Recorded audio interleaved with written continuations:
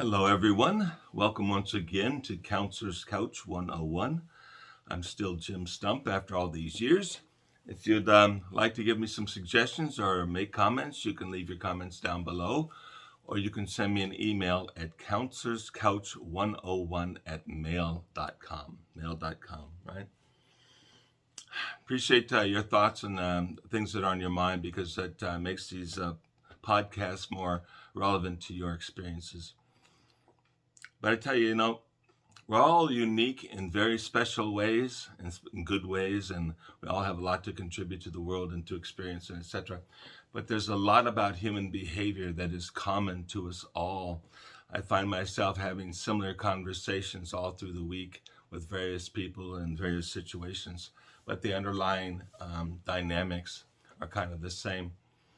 The other day, I was talking with a gentleman who was describing an argument that he had with a neighbor or a coworker or somebody.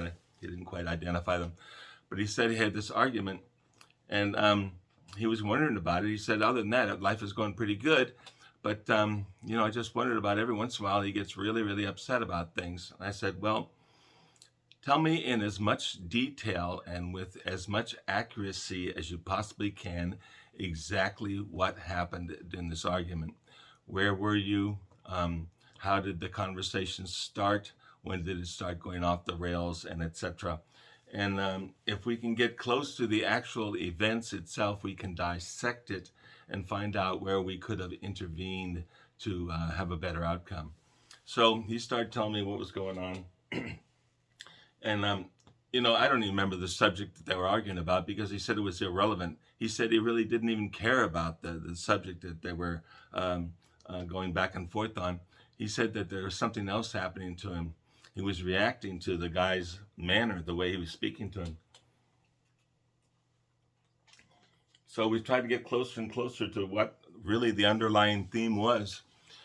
And finally, after we talked back and forth a bit, he identified, he said, I felt disrespected. That was the thing. It's not what the guy was saying. It's that I felt disrespected. And I asked him about that, and he said the guy was giving me a funny look. And that really just upset me, annoyed me. It annoyed him to a level that was higher than what the situation would have normally called for. And so we started going down on that idea that this look that he got made him feel disrespect. And we went down deeper into the idea of respect. And we found out that the roots of that altercation that day, a few days ago, lay way in the man's past when he was disrespected as a young person. Now, that is extremely common. That's where we get most of the stuff that is problematic in our lives, is from early experiences. We are imprinted with experiences and the way we are treated and comments made about us and all sorts of things. We are imprinted. And that stuff doesn't go away. You can be aware of it, but it still affects everything we do. Those imprints affect everything we do. So finally we figured out that's what it was. He said that at a certain point in the conversation with his neighbor, he could feel himself starting to get agitated, get anxious. He said he wanted to move. He said he felt jittery, like he just wanted to get up and run down the block or something. And at that point, he started to speak a little bit louder and a little bit more harshly to the neighbor. And the neighbor responded in kind. And pretty soon they had a nice little argument going. And he said, like I mentioned earlier, he said he didn't even care about what they were talking about. It had nothing to do with it. The man wasn't listening to me. He wasn't getting my idea. He wasn't acknowledging that I had a good thought. I was disrespected. And that's where the argument came from. So I keep telling folks, the way to solve all this stuff, not solve it, but maybe to make better choices so that we have more beneficial outcomes that we might enjoy more, is to figure out what's going on now, and in yourself, and figure out when to intercede, right?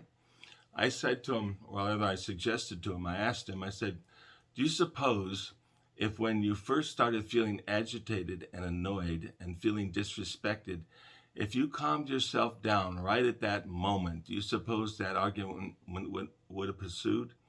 And he said he didn't know, but he suspected he wouldn't. It wouldn't have pursued, right? because he didn't care about the item. He could have just sat there and let the guy go on, and pretty soon he'd blow himself out of whatever he was talking about, and it had been over with. So for him, it was a good revelation, right, about what was going on. And it wasn't about the other person. It wasn't about the person that he thought was causing the argument. It was what was going on inside of him. That's the whole deal. And that's the same for all of us. It doesn't have to be anger. It doesn't have to be annoyance. It could be anything. It could be they're triggering our feelings of low self-worth. Maybe that gets triggered. Maybe we feel badly about ourselves. Maybe someone reminds us of experiences that we had earlier in life in which we failed at things that we wanted to succeed at. Maybe we wanted a relationship with someone else that we found attractive, and that never happened. And that lowered our feelings about ourselves, and that gets triggered.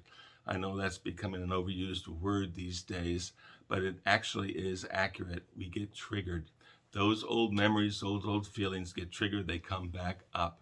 And now what we're responding to is not what's taking place in the real world before our eyes and in our conversation. We're responding to those feelings inside of ourselves. So I said to the guy, we talked about this, we haven't done working on it, but we started the conversation. I said, are you familiar with deep breathing? I'm really big on it because it doesn't cost you anything. You don't have to pay for a gym membership. You don't have to drive down to the beach in order to jog. You don't have to do anything. Breathing is with you.